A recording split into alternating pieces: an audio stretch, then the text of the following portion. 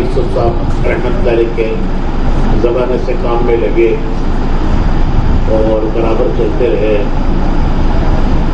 یہ 5-6 حضرات تھے جو علی گڑھ کے تھے.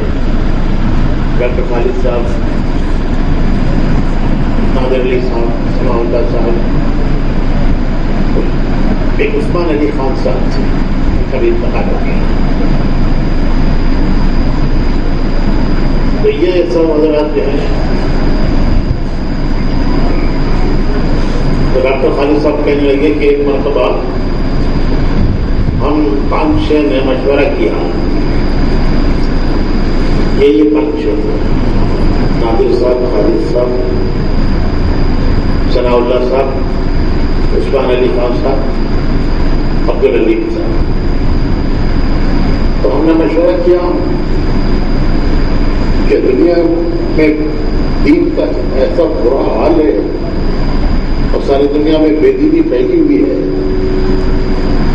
اور دین کا حال اتنا خراب ہے,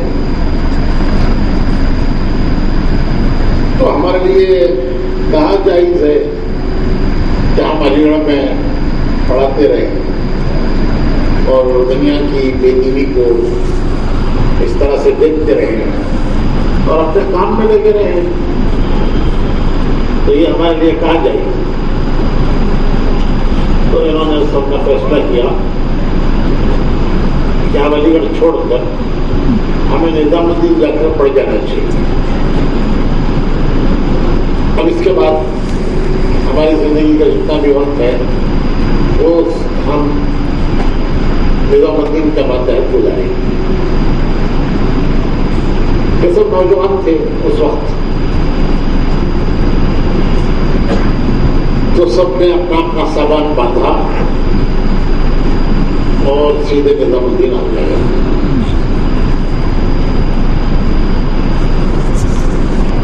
منشی جی سے ملاقات ہوئی تو منشی جی کو انہوں نے اپنا مقصد سنایا کہ ہم آئندہ زندگی تبلیغ ہی میں لگانا چاہتے ہیں اور اس لیے ہم نے اپنا خود سامان باندھ لیا اور ہم علی گڑھ سے آ گئے. تو منشی جی تو ماشاء اللہ بڑے میٹھے آدمی تھے. تو انہوں نے کہا واہ واہ واہ واہ ماشاء اللہ, یہ سب آئندہ زندگی تبلیغ میں لگانے کے لیے آتے ہیں. پھر حضرت جی کے پاس لے گئے مولانا یوسف صاحب کا زمانہ, اور مولانا یوسف صاحب سے عرض کیا کہ حضرت یہ ہماری تبلیغ میں لگائے نظام الدین کے مشورے سے چلے.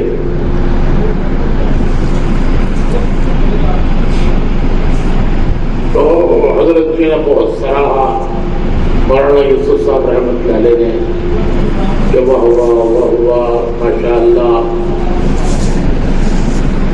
دیکھو جی ہمارے علی گڑھ کے نوجوان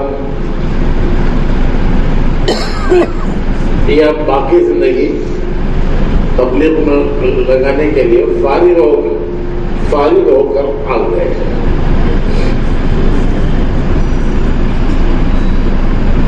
تو بڑی خوشی کا اظہار کیا.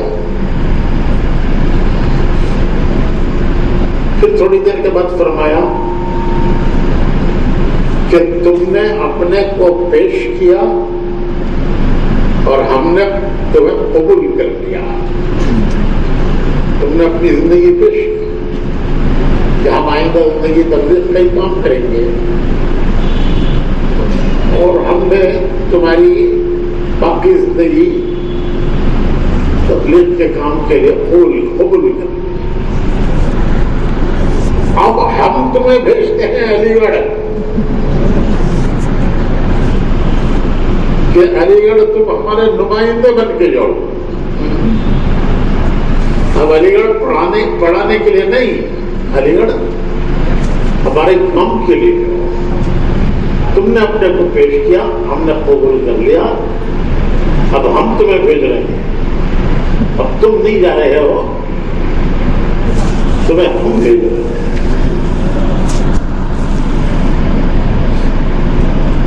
اور پھر سمجھایا کہ بھائی تم چند تو ہو کام کرنے والے، چند ہو، اگر تم بھی ملازمتیں چھوڑ کر آ جاؤ گے تو تبلیغ میں کون لگے گا؟ سب یہ کہیں گے کہ جو تبلیغ میں لگتا ہے وہ ملازمت چھوڑ دیتا ہے، وہ تبلیغ کا ہی ہو جاتا ہے، وہ نظام الدین یونیورسٹی چھوڑ کے نظام الدین چلا جاتا ہے۔ تو ہر ایک یہ سوچے گا کہ تبلیغ میں لگیں گے تو ملازمت چھوٹے گی، نوکری چھوٹے گی، یونیورسٹی کی پڑھائی چھوٹے گی اور ہم تبلیغ ہی ہو جائیں گے۔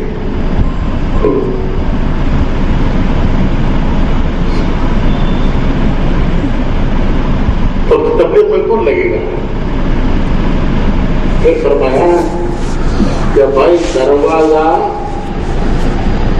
کھول کر آؤ، دروازہ توڑ کر مت آؤ۔ ایک ہے دروازہ کھول کر آؤ، بند ہے دروازہ، بند ہے، کھول کر آؤ، اور ایک ہے دروازہ توڑ کر آنا۔ تو تبلیغ میں دروازہ توڑ کر نہیں آنا ہے، دروازہ کھول کر آنا ہے۔ اور اس کے بعد تو واقعی یہ جتنے تھے سب کی ایک لحاظ سے دیکھا جائے تو زندگیاں تبلیغ کے لیے لگ گئی،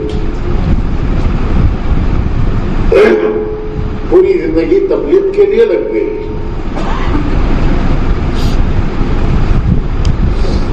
سن 1973 میں نادر صاحب امریکہ گئے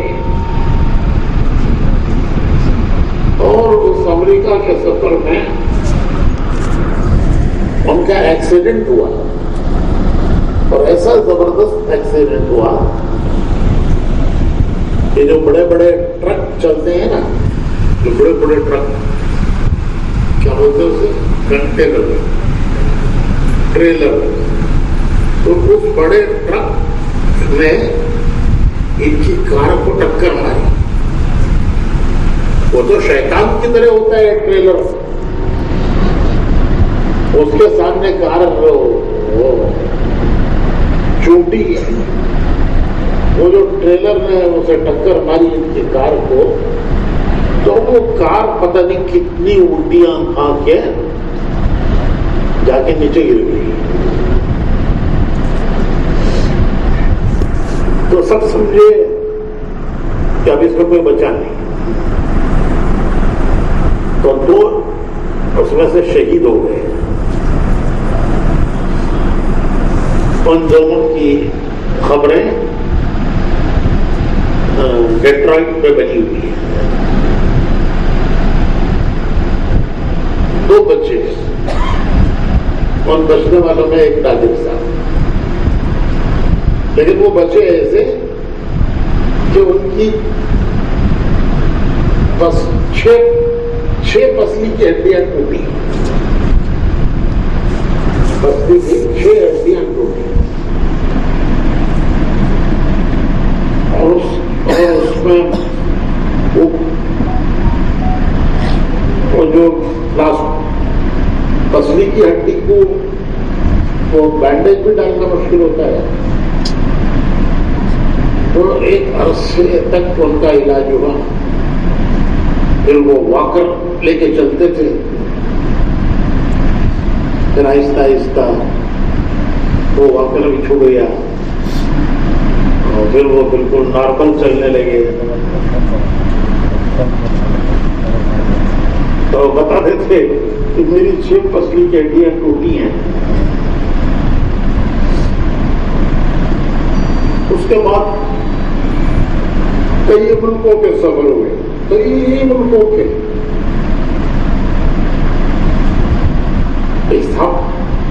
حساب کرنا بھی مشکل ہے کہ کتنے ملک میں جو ان کے سفر ہوئے. اور ہندوستان میں کوئی صوبہ ایسا نہیں چھوٹا کہ جہاں ان کے سفر نہ ہو. کوئی صوبہ ہندوستان کا نہیں بچا جہاں ان کے سفر نہ ہو. دنیا کے ملکوں میں سفر ہوئے تو ہندوستان کے ہر صوبے کے سفر ہوئے. عرب ملکوں کے سفر ہوئے. حضرت جی رحمۃ اللہ علیہ نے علی گڑھ والوں کی جماعت بنائی کہ تم لوگ عرب جاؤ. عرب انگریزی سے متاثر ہیں. عرب انگریز سے اور انگریزی سے متاثر ہیں. تو وہ جماعت علی گڑھ کی بنی, اس کو عرب ملکوں میں حضرت جی نے بھیجا. تو عربوں کو یقین نہیں آتا تھا کہ یہ کچھ پڑھے لکھے بھی ہیں. جیسے ہمارے نوجوان تبلیغ میں لگے ہوئے سب موضوع سمجھ دکھتی, کسے دیکھے تو بھی موضوع سمجھ کے ذکر دکھتی. تو جب یہ یونیورسٹی میں ملاقاتوں میں گئے اور کسی نے پوچھا کہ آپ کیا پڑھاتے ہو, انہوں نے کہا کہ میں میتھمیٹکس پڑھاتا ہوں. تو انہوں نے امتحان لینے کے لیے الجبرا کے ایکویشنز پوچھے کہ ایکویشنز بورڈ پہ سالو کرو. وہ ان کے لیے منٹوں کا کام. ویسے انہوں نے اسے بلیک بورڈ پہ سالو کیا. یہ عرب حیران رہ گئے کہ یہ داڑھی ٹوپی اب تو بہت سب سمجھے اور یہ تو ہمارے بھی استاد نکلے.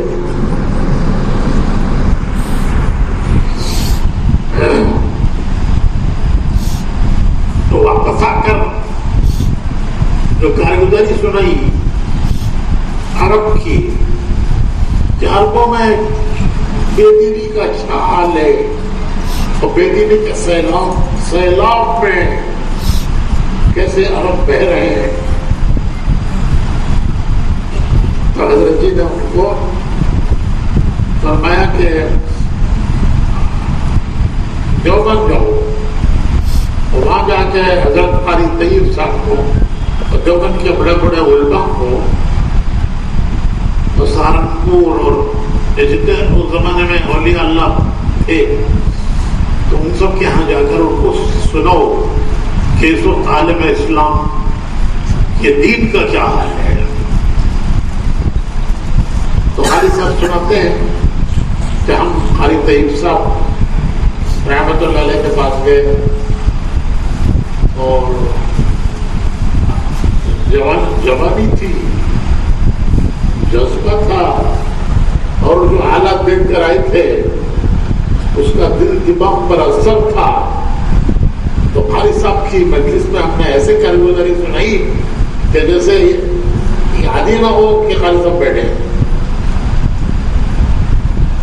تو قاری صاحب نے کارگزاری سنی اور سننے کے بعد فرمایا کہ آج دارالعلوم میں تمام اساتذہ اور طلبہ کو سنائیے. ہمارے دارالعلوم کے تمام اساتذہ تمام طلبہ کو کارگزاری سنتی ہے. پھر حضرت کی طرف سے اعلان جامع مسجد میں اعلان لکھا گیا محتمین صاحب کی طرف سے کہ جماعت عرب میں کام کر کے آئی ہے, آج مغرب بعد وہ اپنی کارگزاری سنائی. تو قاری صاحب کی طرف سے اعلان محتمین صاحب کی طرف سے ساری جامع مسجد بھر گئی. تو قاری صاحب کہتے ہیں کہ میں نے ابھی شروع ہی کیا تھا میں نے کہ میں نے دیکھا کہ وہ دروازے سے طیب صاحب تشریف لا رہے ہیں، قاری طیب صاحب تشریف لا رہے ہیں، اور ایک خادم چھوٹا سا گول تکیا وہ لے کر آیا، اس نے مصلی بچھایا، وہ گول تکیا رکھا اور قاری صاحب ٹھیک لگا کر بیٹھ گئے۔ تو قاری صاحب کہنے لگے کہ میں نے بیان روک دیا۔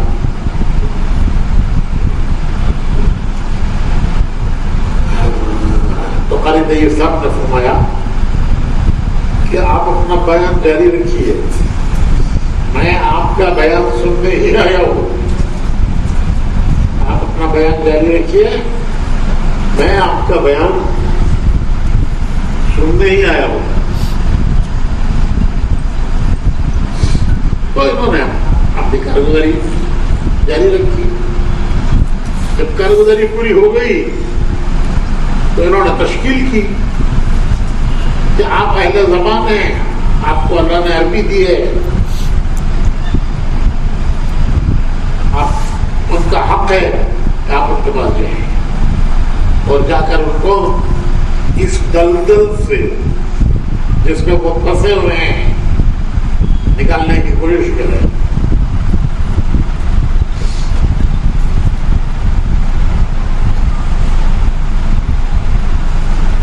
جب تشکیل شروع ہوئی ہے تو قاری صاحب بھی تشکیل کے لیے کھڑے ہوئے ہیں۔ تشکیل کے لیے کھڑے ہوتے ہیں نا ہمارے کارکن، تو قاری طیب صاحب رحمۃ اللہ علیہ تو تشکیل کرنے کھڑے ہو گئے۔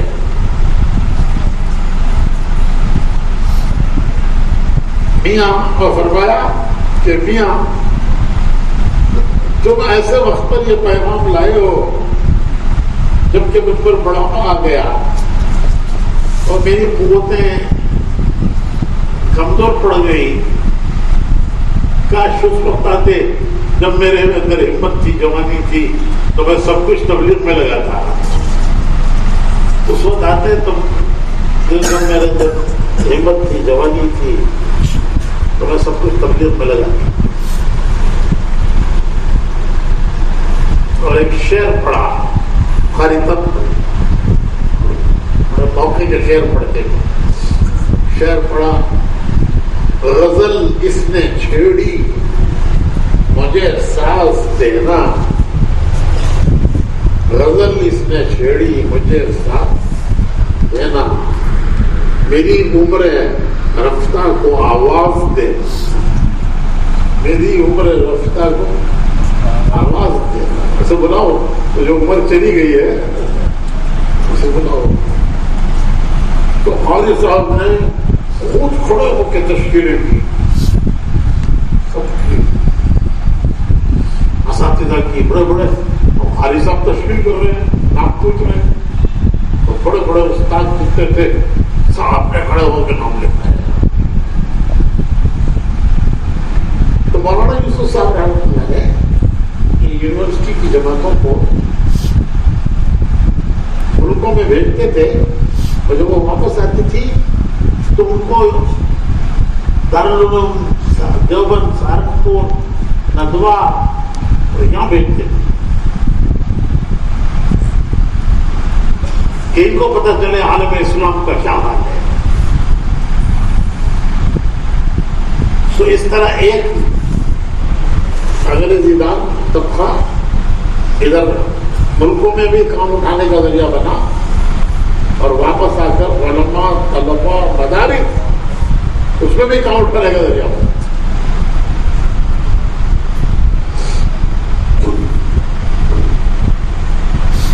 ایک مرتبہ علی گڑھ میں دارالعلوم دیوبند میں اسٹرائک کر دی طلبا نے، اسٹرائک،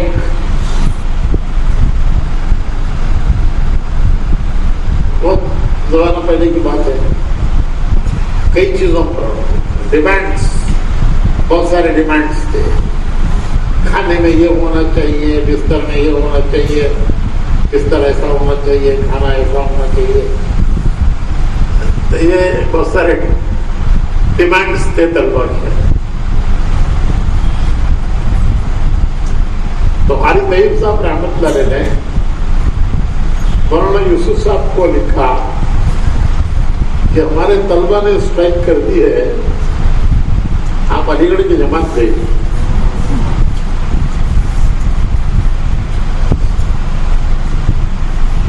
تو وہاں یہ صاحب نے تشریف کی علی گڑھ کے یہی لوگ جن کا ذکر میں شروع سے کر رہا ہوں، وہ جماعت گئی، اس نے جا کے طلبہ کو جوڑا، ملاقاتیں کی، جوڑا، اور اس میں انہوں نے ان طلبہ کو یہ بتایا کہ یہ تو ہماری بیماری ہے، تمہیں کیسے لگ گئی؟ اسٹرائک کرنا تو ہماری بیماری ہے، یہ بیماری تمہیں کیسے لگ گئی؟ ارے ہم تو کھانے کے بھی پیسے دیتے ہیں، کمرے کا بھی کرایہ دیتے ہیں، پڑھانے کے بھی پیسے دیتے ہیں، سب دیتے ہیں، اور پھر اسٹرائک کرتے ہیں کہ کھانا ٹھیک نہیں ہے، ہم پیسے جتنے دے رہے اس کے برابر کھانا نہیں ہے، جتنے پیسے کرائے کے دے رہے ہیں اس کے برابر ہمارا کمرہ نہیں ہے، تو یہ تو ہماری بیماری ہے کہ ہم کھانے کے بھی پیسے دیتے ہیں، کمرے کے بھی پیسے دیتے ہیں، پڑھانے کے بھی پیسے دیتے ہیں، اور پھر کہتے ہیں کہ ہمارے یہ ڈیمانڈ میں یہ بیماری، تم تو مدرسے کا مفت کھاتے ہو اور ہاسٹل میں مفت رہتے ہو اور پڑھانے کی کوئی فیس نہیں دیتے۔ اب اللہ کا فضل ہے ہمارے اکثر طلبہ فیس دینے لگے، تو یہ بیماری تو ہماری تھی، تمہیں یہ بیماری کیسے لگی؟ تو الحمدللہ وہ جماعت کی محنت سے وہ طلبہ نے اسٹرائک وڈرا کر دی، اسٹرائک وڈرا کر دی۔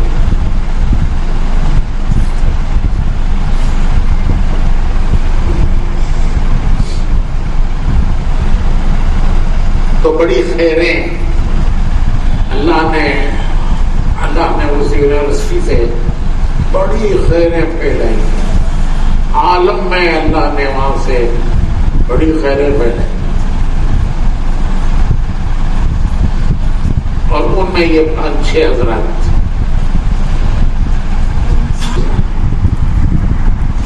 3 نایاب تھے اور 2 کا انتقال ہو گیا، نادر صاحب کا انتقال ہو گیا اور عثمان علی خان صاحب کا۔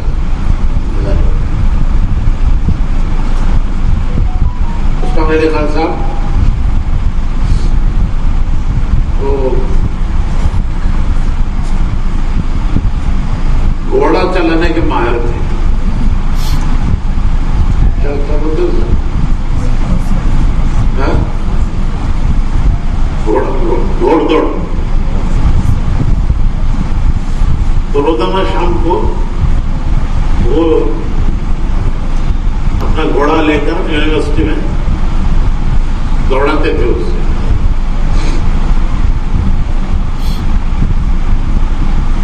تو زمانے میں ایک بزرگ تھے فریدی صاحب، وہ ایک قوم کے تھے، اس کی ایک ٹانگ نہیں، انہوں نے علی گڑھ والوں کو لگایا، علی گڑھ میں بہت محنت کی، وہ علی گڑھ آئے، وہ ایسے نوجوانوں کے پتے لے کر آتے تھے، نام پتے جو علی گڑھ میں داخل ہوتے تھے ان کے لاتے تھے، اور علی گڑھ میں اس زمانے میں بڑے بڑے گھرانوں کے لڑکے آتے تھے، کیونکہ یونیورسٹی ایک ہی تھی پورے یو پی میں، بلکہ پورے نارتھ میں ایک ہی یونیورسٹی تھی، تو بڑے بڑے گھرانوں کے لڑکے سب پڑھنے وہیں آتے تھے۔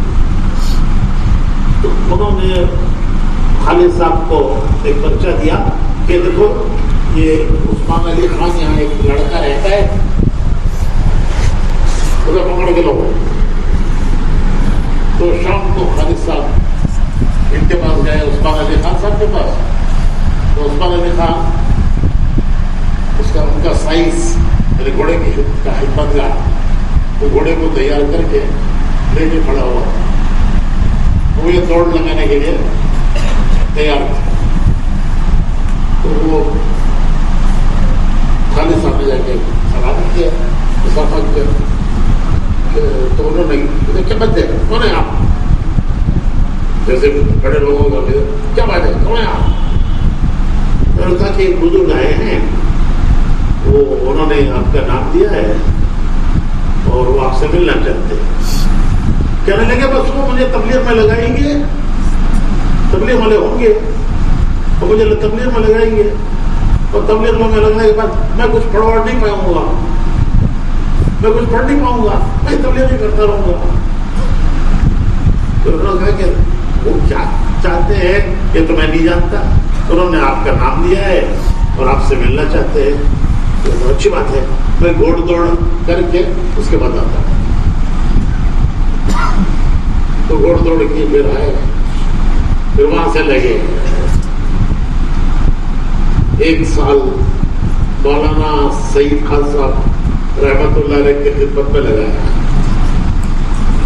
بچوں کو.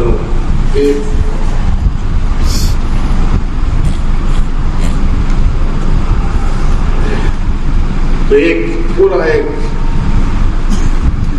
گلدستہ تھا, یہ رنگ رنگ کے پھول, ہر ایک کا رنگ الگ, ہر ایک کی خوشبو الگ.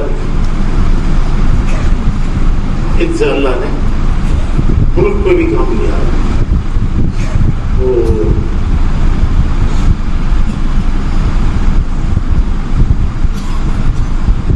چھٹیوں میں جو گرمی کی چھٹیاں آتی تھی تو جماعتیں بناتے تھے, اور مولانا یوسف صاحب رحمۃ اللہ علیہ علی گڑھ کی جماعتوں کو ایسے علاقوں میں ڈالتے تھے جہاں پڑھے ہوئے پڑھے لکھے لوگ تبلیغ میں نہیں لگے. تو ایک مرتبہ خالد صاحب کہنے لگے, میں نے مولانا حضرت جی سے کہا, وہ انعام صاحب سے, کہ وہ بھائی یوسف پالن پوری کوئی 5 کام وغیرہ سکھاتے ہیں, تو میں کچھ دن اس کے ساتھ چلا جاؤں. چلے وہ سارے 5 کام آپ کا وہ تو وہ کرنے دو, تم جاؤ ان لڑکوں کے پاس کہ جو دین سے بھی دور ہے, ان کو کسی طرح سے دین کے دائرے میں لے آؤ. یہ تمہارا سب سے بڑا کام ہے. جو دائرے سے نکل گئے ان کو دائرے میں لے آؤ.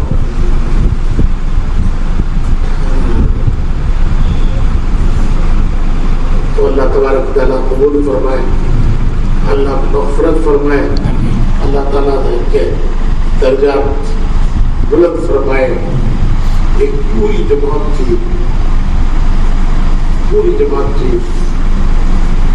جو زندگی کے آخری سانس تک کام کرتی رہی. نادر صاحب معذور ہو گئے تھے, لیکن ایک وقت رکھا تھا انہوں نے, دن میں 11 سے 12 تک وہ گھر میں باہر کے آ کے بیٹھتے تھے, اور جتنے بھی ملنے والے آتے تھے تو ان سے حالات بھی سنتے, کچھ بات بھی کرتے. یہ وقت ان کا روزانہ کا مقرر تھا. اللہ قبول فرمائے. اچھا, نادر صاحب پہلے آدمی تھے نظام الدین چھوڑنے والے, یہ بہت سب سے بھول جائیں گے ہم لوگ. نظام الدین ہم سب چھوڑ کے نکلے تو ہم نے تو کافی دیر لگائی اور بہت کوششیں بھی کی کہ یہ ہٹے نہیں اپنے راستے سے, جو ان کے بزرگوں کا راستہ ہے, ان کے ہی بڑوں کا راستہ ہے, کہ اس سے نہ ہٹیں. تو ہم نے کوشش کی, ہم لگے رہے کوشش پہ, لیکن نادر صاحب نہیں برداشت کر سکے. سب سے پہلے یہ پوری علی گڑھ کی جو بات ہے, وہاں سے نظام الدین سے ہٹنے والے نادر صاحب کہ میں نہیں برداشت کر سکتا کہ نظام الدین میں وہ کام ہو جو نظام الدین کا نہیں ہے. میں سب کہنے لگے, میں نہیں برداشت کر سکتا کہ وہ نظام الدین میں وہ کام ہو جو نظام الدین کا نہیں ہے, اور نظام الدین میں وہ بات ہو جو نظام الدین کی نہیں ہے. ارے ہم نے 50 سال مولانا یوسف صاحب کو سنا ہے, 20 سال مولانا انعام صاحب کو سنا ہے، اب کچھ اور سن رہے ہیں، اب کچھ اور سن رہے ہیں. تو یہاں کی بات نہیں ہے، وہ تو ساری اپنی ذاتی بات ہے. اور برابر برسر مجلس ٹوکتے تھے، اور وہ ایک بڑا بڑا مہا صاحب ہوتا تھا. یہاں تک کہ میرا پڑتا ہے کہ وہ چھوڑ کر وہاں سے ہٹ گئے. ہم سب تو تقریباً اس کے 2 سال کے بعد ہٹے. ہم سے 2 سال پہلے سب سے پہلے نظام الدین چھوڑ کے وہاں سے نکلنے والے قادری صاحب. دیکھے تو میں نہیں سوچ سکتا کہ نظام الدین کے علاوہ کی دوسری باتیں ہوں. وہ باتیں جو 50 سال سنتے رہے اس کے علاوہ کی باتیں ہو رہی ہیں وہ میں نہیں سوچ سکتا.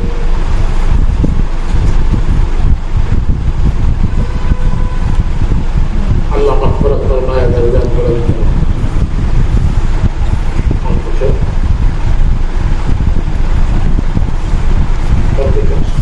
کچھ اور ہے بھائی؟